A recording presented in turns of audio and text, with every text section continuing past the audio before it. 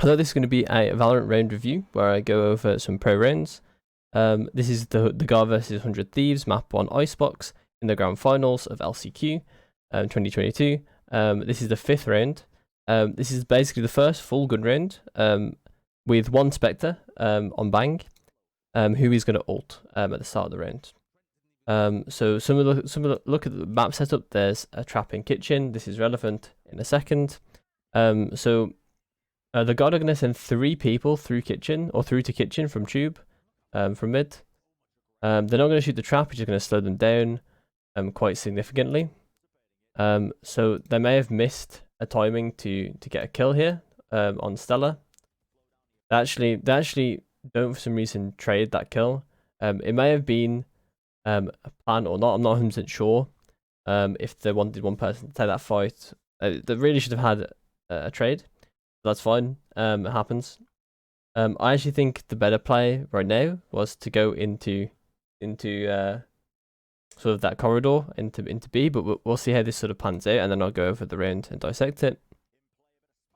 So now they're all silenced. As soon as Asuna popped his K-ult, and the seller ends up with a triple kill. The silence honestly does not really matter a huge amount from Asuna's ult. Because overall, I mean, they didn't have any flashes to get out there anyway. So I thought it was very, very weird to send those particular 3 players that way. And then you can see that the 2 remaining players in this 2v4 are walking up into kitchen, and they're going to get killed here. It would have actually been a good trade, but then Bang actually managed to live. Okay, so that round went pretty horribly for the Guard, and I'm going to look at some of the reasons why. So first of all, we're going to start from the exact starting point of the round. So obviously they had this play in mind, right? And they've just heard the Viper Pit. So the odds are that the Viper Pit is going to be on B. And this is a very common Viper Pit. So the other Viper Pit that you might see is one that controls most of B, and that's pretty much both the Viper Pits that you'll probably be thinking about. There's a chance that you'll think that maybe they switched to A. So the first mistake is not being able to shoot this, which is honestly a minor mistake. It makes the play is still very, very possible. If anything, it may have worked out when Stella peaked this, is that 2 players were slowed, because it may have had more chance that Jonah was going to trade net. Unfortunately, it didn't happen for the Guard. So at this point, what I think was a better play was, instead of going into this smoke, was to just go this way. And I mean, obviously they didn't know that they were going to take a fight here, and even without the fight there, it would have made more sense in my opinion, because at that point you would be able to just go out into sight, and it doesn't matter if the Viper Pit is there or not. You should be able to have a plant, probably at this point, so the chamber can start walking up like this and by a post plant.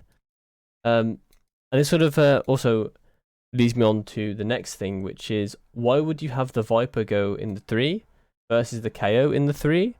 I don't 100% sure why they have the Viper there or not.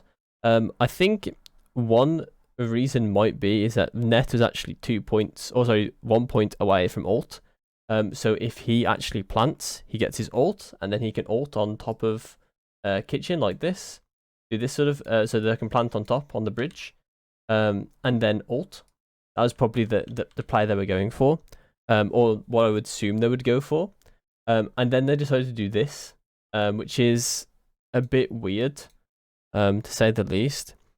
So this smoke from 100 Thieves perspective is going to be so they can cross it from corridor or into corridor from kitchen. However, I don't think 100 Thieves would have expected them to push. However, Stella actually gave them that information when he killed Net, that they weren't pushing. However, I mean, at that point as well, I mean, these players have ran, so they do know multiple players are in there.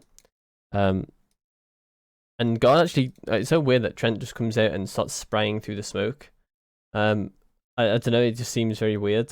It's very, I know, it just feels very random. They actually managed to get a kill on Derek from jumping down, which honestly is a very unlucky kill from Derek's point of view. I think he was swift, and then Stella gets the kill there, and then he swings again and gets the second. Asuna did ult during this, but it doesn't really matter. It wasn't really that relevant, the silence. So now you're left in a 2v4 as KO and Chamber. And the reason why they were holding this, if I just go back slightly, so the reason why this player, so the Gods play essentially is that they want to have someone here and they want to have someone here. While 3 will push this and go into kitchen and go around here, and then they'll probably end up planting here. And during this, if there's any players on B for 100 Thieves, it would make a lot of sense for the player on B to then push into main, because they're getting pushed from this, so they want to try and find like good cover, right? So they would sort of flip the roles where the attackers would have control of this and the defenders would have control of this. However, the KO is meant to stop this by controlling this sort of area, at least kind of a bit, playing fairly defensively still. However, that doesn't really work in this because the 3 die way too fast.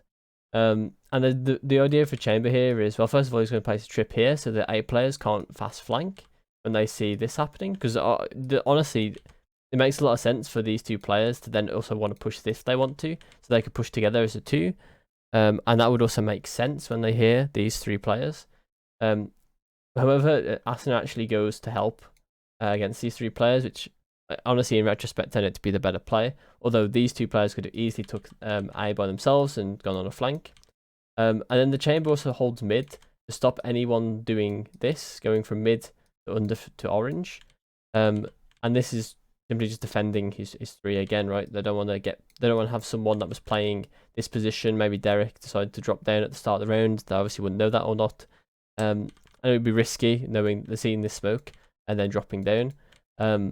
It'd be a risky play from Derek, but it would be, well, one that potentially could happen. So they want to keep someone here to stop this from happening. Obviously, this smoke does stop the Chamber from seeing anything until the smoke goes down. I might actually have to watch that a tiny bit again, just to see if it was a Viper smoke or a Brim smoke, which is actually relevant. The reason why that's relevant is because the Viper can control when to put that down, so therefore the Chamber can actually... Okay, so it's a Viper smoke. So that was actually quite important. There's a Chamber smoke, a Viper smoke instead of a Brim smoke, because that means that this can be put down when this Viper's about here, and then the Chamber can start watching this angle. It also stops anyone from like going into the smoke from 100 Thieves, because it's risky to go into that smoke, because you'll be decayed, and could be someone with a gun in there just chilling, waiting for you to push. So the idea of like the guard was to sort of create a roundabout on the map, flipping the attack and defense sort of positions. This obviously didn't work because of Stella getting a triple, just simply beating them in the gunfights. But I also think that it was very, very weird to do this play, because you're essentially putting yourself in such a weird position doing this. You can be killed from anyone that was playing mid. You can also be killed from anyone playing CT. You may have not thought that Stella would be in like Snowman. Maybe they thought that someone would actually be playing Kitchen this round. So it kind of makes, at this point, it's kind of an impossible task for these 2. However, they do play it pretty well, I would say. Aside from the actual gunfights themselves, they do lose both gunfights that they both take. But I think overall, them playing together in this 2v4 is fine. It's kind of unlucky done deal anyway from the 3 not being able to get a frag. And I think honestly this kind of stems from picking those sort of the wrong agents to do this job. I don't think you send Viper and Brim. Maybe if you maybe in this situation, I think it makes a lot of sense for Viper to do this, because she can also get the orb when defending this area too. Like once you've taken this sort of area, you think B is clear, then she can get the orb before you plant. She can also be the one that plants, which is a bit riskier. But I think it makes a lot of sense. And then Brim ends up being this role while KO goes with the 3. Because I don't understand why KO is this player. It makes very little sense. Because he doesn't really excel at doing this job. And honestly, to an extent, Brimstone and Viper don't either, but they can have more presence. So yeah, that's pretty much kind of all the rounds that I wanted to go over. It was maybe a bit mumbly and a bit all over the place. But I think overall, like, I wanted to look at this round for my first one. I thought it was an interesting round. And yeah, that's basically it. So if you like the video, give it a like. If you want to see more like this, I'll definitely be trying to improve the way I articulate these points and sort of break it down. I'm not the best at that, and I'll try my best to get better. Yeah, if you have any feedback, positive, negative, always appreciate that in the comments. So yeah, I'll see you when I see you.